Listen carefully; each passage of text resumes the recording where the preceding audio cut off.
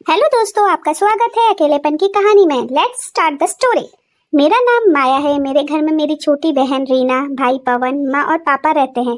मैं 21 साल की हूँ, बीए में हूँ। रीना 19 साल की है और 11वीं की क्लास में पढ़ती है, जबकि पवन 20 साल का है और इंटर में है। माँ हाउसवाइफ है और पापा नौकरी करते हैं। घर में सभी अपनी जगह पे हैं।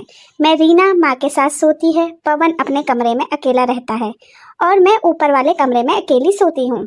उस दिन की बात है जब मैं बीए की पढ़ाई के बाद घर पर थी। उस रात मैंने अपने कमरे में थी और गलती से दरवाज़ा लॉक करना भूल गई।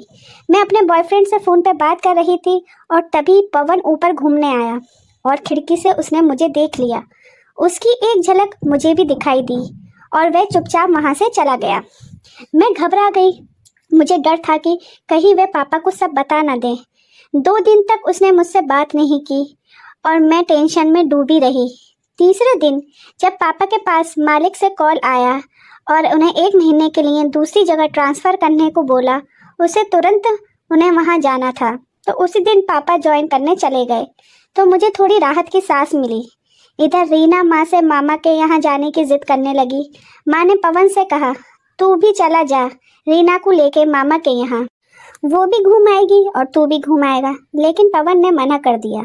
आखिरकार माँ और रीना को मामा के यहाँ चली गई। जाते वक्त माँ ने कहा, माया हम 4 दिन बाद आएंगे, तू और घर का पवन का ध्यान रखना। मैंने कहा, हाँ मामा, आप बेफिक्र जाओ, मैं संभाल लूँगी। अब घर में सिर्फ मैं और पवन थे। शाम को मैंने खाना बनाया, पवन को खिलाया और ख़ुद भी खाया। किचन का सारा काम ख़त्म करके मैं अपने कमरे में चली गई और फिर से मैं अपने बॉयफ्रेंड से बात करने लगी फ़ोन पे। तभी फिर से पवन ऊपर छत पर आया और खिड़की से मेरी वीडियो बना ली। इस बार तो उसने मेरी मोबाइल में वीडियो बना ली और मुझे ये देख के बहुत ज़्यादा डर भी लगने लगा। फिर उसने मुझे आवाज़ दी ज़ोर से, माया दरवाज़ा खोल। मैंने जल्दी से फ़ोन काटा और मैं गेट पे खोला। पवन ने पूछा, इतनी देर क्यों लगी तुझे गेट खोलने में? मैंने झूठ बोला, मैं सो गई थी। लेकिन पवन चिल्लाया, झूठ क्यों बोल रही है? मैंने खिड़की से खुद देखा है कि तू फ़ोन पे बात कर रही थी। ये सब सुन के मैं तो डर गई और माफ़ी मांगने लगी। भैया सॉरी सॉरी सॉरी, ऐसी गलती दोबारा नहीं होगी।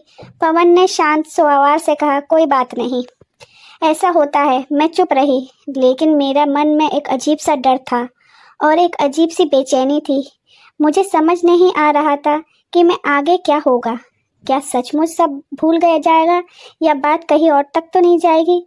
मेरे मन में सवालों का एक अजीब सा तूफान उठ रहा था। सुबह मैंने नाश्ता बनाया और पवन को बुलाया।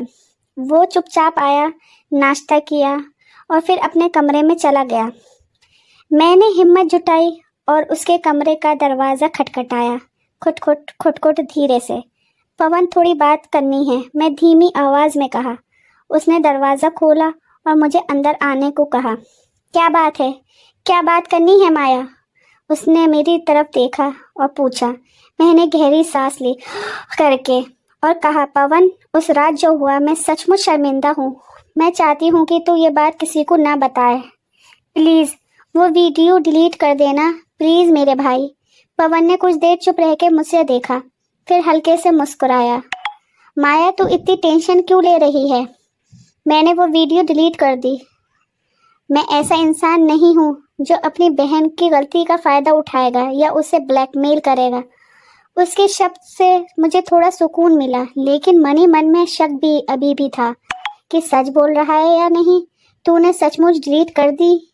मैंने दोबारा पूछा। हाँ माया, देख, मैं तेरा भाई हूँ। मैं तुझे परेशान नहीं करना चाहता। बस उस रात पर मैं गुस्से में था क्योंकि तूने झूठ बोला।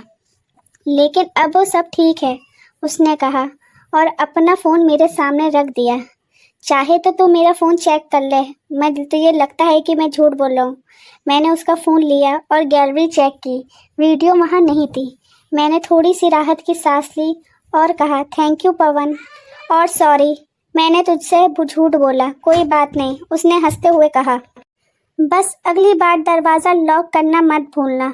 हम दोनों हंस पड़े और उस पल को मेरा मन का बोझ हल्का हो गया। लेकिन फिर भी कहीं ना कहीं मेरे मन में एक ही सवाल था कि क्या ये पवन सचमुच इतना अच्छा है या समझदार हो गया है? मैं खुद को समझाया कि वो मेरा भाई है और मुझे उस पर भरोसा करना चाहिए। इसलिए कहा जाता है कि बहन भाई का एक अनोखा रिश्ता होता है। आपको ये कहानी अच्छी लगी हो तो लाइक, शेयर एंड सब्सक्राइब करना मत भूलिएगा। धन्यवाद।